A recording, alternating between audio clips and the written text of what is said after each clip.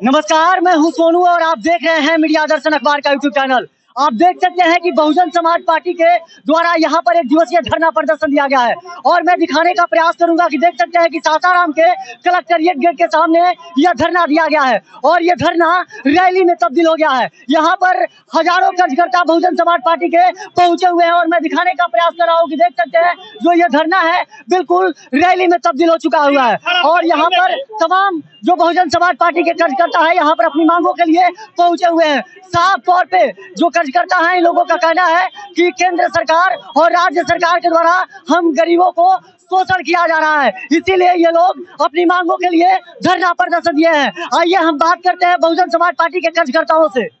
Bahujan Samaj party के द्वारा देख सकते हैं कि सासाराम के कलेक्ट्रेट गेट के सामने यहाँ पर धरना दिया जा रहा है और एक दिवसीय धरना है और इस धरना को देख सकते हैं कि ये धरना जो है विशाल धरना में तब्दील हो चुका है। और यहाँ पर मेरे साथ बात करने के लिए करगहर विधानसभा के पूर्व प्रत्याशी उदय प्रताप जी हैं। यहाँ पर आप लोगों के द्वारा धरना दिया जा रहा है, ये धरना प्रदर्शन क्यों दिया जा रहा है? देखिए, सरकार की विफलताओं के खिलाफ ये धरना का आयोजन किया गया है और सरकार ने, चाहे केंद्र में बैठी हुई सरकार हो चाहे बिहार में बैठी हुई चाचा भतीजे की सरकार हो, इन लोगों का जो मैनिफेस्टो था, मैनिफेस्टो को इन लोगों ने लागू नहीं किया। हम लोग तो उन लोगों के मैनिफेस्टो के माध्यम से उन लोगों की बात को याद दिलाने के लिए और अपनी मांग को मनवाने के लिए यहाँ पर धरना का आयोजन किए हुए हैं। जैसे केंद्र की सरकार ने 2 करोड़ बेरोजगारों को नौकरी देने का वादा किया था प्रतिवर्ष, लेकिन ये संभव नहीं हो सका। चाचा भतीजे की सरकार ने, भतीजे ने तो कहा था कि हम अगर हमारी सरकार बनती है तो केंद्र में बैठी बिहार में जो पहला कैबिनेट होगा हम लोगों का, उसमें 10 लाख बेरोजगारों को रोजगार देने का काम करेंगे। लेकिन इन लोगों ने अपने वादे को पूरा नहीं किया। हम लोग इसी के चलते यहाँ पर धरना का आयोजन किए हैं। और जैसे कि बिहार में मुजफ्फरपुर की घटना हो, आकाश पासवान को सरेआम काम नहीं करने के एवज में उनको मौत के घाट उतारा गया और सोनपुर के में राजा पटेल की हत्या की गई, इसलिए हम लोग यहाँ धरना का आयोजन किए हुए हैं। इसी तरह की एक हत्या नौहट्टा में महादलित की बेटी के साथ हुआ, इसलिए हम लोग आज धरना का आयोजन कर रहे हैं और सरकार को सचेत करना चाह रहे हैं कि अपने वादे को पूरा करें और हम लोगों की जो मांग है इसको अक्षरशः पालन करने का काम करें। नहीं तो आने वाले समय में इस तरह का गांव-गांव में आंदोलन करने का हम लोग काम करेंगे। बहुजन समाज पार्टी लगातार जिस तरह के आप लोगों के द्वारा आंदोलन किया जाता है और जहां पर सरकार है, केंद्र सरकार हो या बिहार सरकार हो, साफ कहती है कि हम लोग दबे कुचले की राजनीति करते हैं और दबे कुचले के हक के लिए लगातार लड़ते रहते हैं। लेकिन आप कह रहे हैं, बहुजन समाज पार्टी के आपके तमाम यहाँ पर कार्यकर्ता भी मौजूद है और आप कह रहे हैं कि बिहार सरकार के द्वारा जिस तरह से शोषण किया जा रहा है दबे कुचले लोगों को और बिहार केंद्र सरकार के द्वारा ये बातों को सुना नहीं जा रहा है, ये कब तक आप लोगों का धरना रहेगा? आज जो 1 दिवसीय धरना दिया गया, आज 1 दिन का ये धरना का आयोजन किया गया है। अगर सरकार हम लोगों की बात को नहीं सुनती है तो निश्चित रूप से आने वाले समय में हम लोग इसको प्रखंड मुख्यालय पर ले जाएंगे। इसके बाद गांव-गांव स्तर पर धरना और प्रदर्शन करने का काम करेंगे ताकि सोई हुई सरकार जग सके और हम लोगों की मांग को पूरा कर सके। जैसे आप लोग देखते होंगे कि अभी आप तो हमारे ही विधानसभा के रहने वाले हैं, आप चले जाइए थाना में, चले जाइए अंचल में, चले जाइए ब्लॉक में, सभी जितने हमारी पार्टी के समर्थक लोग हैं, इन लोगों का मैक्सिमम काम जो होता है ब्लॉक और अंचल और थाने से ही होता है।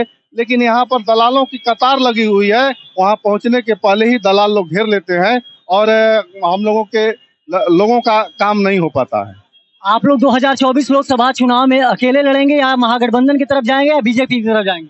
ये देखिए, ये तो पार्टी की शीर्ष नेतृत्व जो है और देश की भविष्य बहन मायावती जी इसको तय करेंगी कि हम इसके साथ गठबंधन। लगातार आप लोगों पे आरोप लगता है कि आप लोग भाजपा के बी टीम के लिए काम करते हैं, महागठबंधन के लोग ये आप लोगों पर लगातार आरोप लगाते हैं। यही भ्रम फैलाकर और हम लोगों को तोड़ने का काम किया जाए। आप महिला हैं और यहाँ पर 1 दिवसीय धरना आपके पार्टी के द्वारा दिया जा रहा है, क्या लगता है कि महिलाओं पे अभी भी शोषण हो रहा है इस सरकार में? बहुत ज्यादा, ये बहुत अधिक महिलाओं का शोषण किया जा रहा है और इस सरकार में, केंद्र की सरकार हो या बिहार राज्य की सरकार हो, बहुत ज्यादा बढ़ गया है। महिलाएं कहीं भी सुरक्षित नहीं है। इसलिए हम लोग यह लड़ाई लड़ रहे हैं। और सबसे बड़ी तो समस्या जो आई मणिपुर का, वहाँ पर केंद्र की सरकार जो है कुछ नहीं कर रही है। वहाँ के महिलाओं पर जो भी अत्याचार अनाचार हो रहा है, केंद्र सरकार चुप है, मौन है, क्योंकि वहाँ उसकी खुद सरकार है। दूसरी सरकार रहती तो वो उसके खिलाफ आवाज उठाती, लेकिन जब उसकी खुद की सरकार है और वहाँ वो कुछ भी कार्रवाई नहीं कर रही है। लगातार जिस तरह से केंद्र सरकार और राज्य सरकार के द्वारा कहा जाता है कि हम लोग महिलाओं के हित में काम करते हैं, जिस तरह से मोदी जी भी कहते हैं कि सबका साथ सबका विकास, बेटी पढ़ाओ और बेटी बचाओ जो अभियान जो चलाया जा रहा है, और बिहार सरकार भी कहती है कि हम लोग महिलाओं के लिए बहुत से सारे ऐसे काम करते हैं, और आप महिला सशक्तिकरण के बारे में सवाल खड़ा कर रही है। वो कहते कुछ हैं, उनकी बात कहने के लिए कुछ है और करने के लिए कुछ है। नीति देखिए, जब आदमी की जो नीयत साफ रहेगी तभी कोई भी नीति सफल होती है। वो लोग नीति बनाते हैं लोगों को दिखाने के लिए, लोक लुभावनी बातें करते हैं, लेकिन उस पर सही रूप से अमल नहीं होता है। इसलिए हम लोग यह धरना प्रदर्शन कर रहे हैं। और हमारी पार्टी का यह अपना कहना है, हमारी मायावती बहन जी का कहना है कि हम इस देश में संविधान का शासन चाहते हैं। जो डॉक्टर भीमराव अम्बेडकर ने संविधान लिखा है, महिला और पुरुष को समानता का अधिकार दिया है। अगर हमारी केंद्र में सरकार आती है तो हम समान अधिकार देंगे। क्या नाम है आपका? मेरा नाम चंपा यादव हुआ। ये धरना जो है रैली में तब्दील हो चुका है, और देख सकते हैं कि बहुजन समाज पार्टी के हजारों की संख्या में इस धरने में लोग भाग लिए हुए हैं। क्या कहिएगा, आज आप लोगों के द्वारा धरना दिया जा रहा है? ये सरकार, निकम्मी सरकार के विरुद्ध में हम लोग अपना 14 सूत्री मांग रखे हैं। और ये आप देखते हैं कि ये सरकार में जब भी अपनी कोई संविदा कर्मी हो या किसी प्रकार के कर्मी हो, वो जाते हैं सरकार से अपने हक मांगने के लिए, तो उसको लाठी से दमन किया जाता है। केंद्र की सरकार देख रहे हैं कि केंद्र सरकार जब बनी थी भाजपा की सरकार, तो उन्होंने कहा था कि मैं 2 लाख प्रत्येक साल युवाओं को रोजगार दूंगा। और ये नीतीश कुमार में आज जो राजद का सरकार है, साथ में है चचा भतीजा का सरकार, उन्होंने कहा था कि पहली कैबिनेट बनने के साथ ही मैं 10 लाख युवाओं को रोजगार दूंगा। क्या आज तक एक भी उन्होंने पहल किया है? और जो भी संविदा कर्मी, क्या संविदा कर्मी और जो राज्य कर्मी हैं उनसे कम काम करते हैं? हमारी मांग है कि संविदा कर्मी जो हैं और जितने भी कर्मी हैं उनके साथ में उनका सब कुछ होना चाहिए, क्योंकि वो अलग से समय नहीं देते हैं और ये अलग से समय नहीं देते हैं। दोनों का समान अधिकार है और समान अधिकार होना चाहिए। ये हमारी सब शर्तों के साथ में देखते हैं कि महिलाओं के साथ में यहाँ कोई सुरक्षा कर्मी नहीं है। यहाँ इस शहर के नगर निगम का हाल देख रहे हैं कि आपस में जो काजल कुमारी हैं, यतेंद्र पाल हैं, यहाँ लड़ाई में बीच में सासाराम की गली गली में देख रहे हैं कि पानी भरा हुआ है। नाव चलाने की स्थिति अगर 5 दिन अगर प्रकृति का दिन रहा तो 5 दिन के बाद में यहाँ नाव गली में चलाना पड़ेगा। यहाँ महिलाएं पुरुष कैसे सुरक्षित रहेंगे, बताइए आप?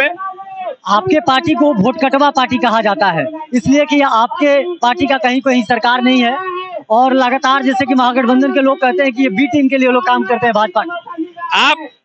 आप इंडिया कर्मी हैं, पहले मुझे ये बताइए कि बहुजन समाज पार्टी का वोट परसेंटेज कितना है? क्या कम हुआ है?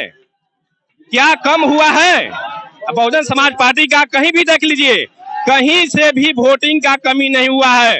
वोट परसेंटेज हर साल बढ़ा है। जितना बार वोटिंग होती है वोट परसेंटेज बढ़ता है। लोग देखिए सरकार में तो यही कहेंगे, कहने वाला तो अपने कहते रहेगा, लेकिन वो तो देखने का चीज है। आप डाटा उठा कर देखिए बहुजन समाज पार्टी का वोट परसेंटेज कितना बढ़ा हुआ। यहाँ समराले पर बहुत पार्टियों का धरना प्रदर्शन होता है, उस हिसाब से देखिए धरना प्रदर्शन ये रैली में तब्दील हो चुका है। आप जैसे कि अभी आपने बहुजन समाज पार्टी के कार्यकर्ताओं से सुना, साफ तौर पे जय भीम के नारे लगाए जा रहे हैं, और साफ तौर पे केंद्र सरकार और राज्य सरकार के खिलाफ इन लोगों के द्वारा कहा जा रहा है कि हमारी बातों को नहीं सुना गया और नहीं माना गया तो सत्ता से उखाड़ कर फेंकने का भी इस बार हम लोगों के द्वारा काम किया जाएगा। और 2024 और 2025 के विधानसभा चुनाव में ये बहुजन समाज पार्टी के कार्यकर्ता इस बार सत्ता से उखाड़ कर फेंकने का काम करेंगे। बाकी तमाम आप ऐसे ही खबर देखने के लिए हमारे साथ बने रहिए। तब तक के लिए दीजिए इजाजत, धन्यवाद।